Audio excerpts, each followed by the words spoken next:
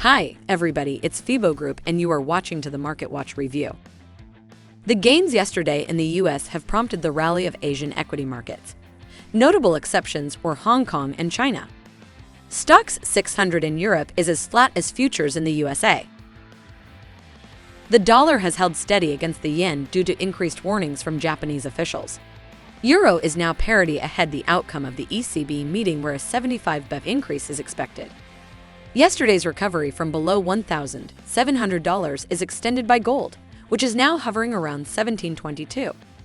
Yesterday's crude oil price plunged to 5.7%, and today's October WTI contract is slightly lower.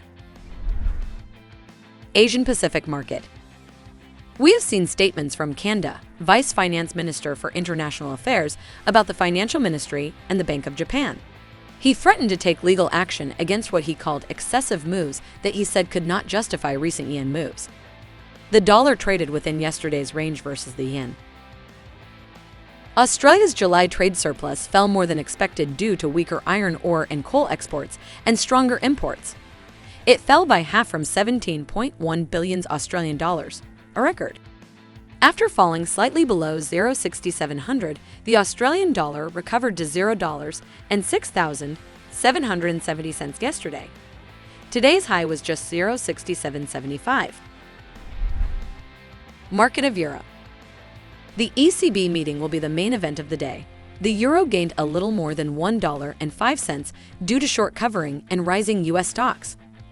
On Tuesday, it fell to 0.9865, its lowest level in 20 years. The market is also looking for two additional things, in addition to the rate decision. The staff will first update its forecasts.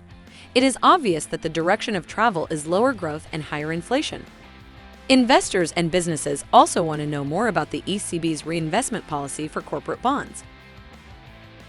After settling yesterday at 115.35, sterling is now in the $1.15 area. Swaps market prices in a 55% chance that the 75 BP Bank of England will hike next week. This is down from 82% at the beginning of the week. Market of America. Fed Chair Powell will participate in a Cato Institute discussion about monetary policy in Washington just after the ECB's press conference. There is little chance of new ground being broken between his comments at Jackson Hole and those made yesterday by Vice Chair Brainard. Yesterday, the Bank of Canada announced the 75 BP increase that was widely anticipated.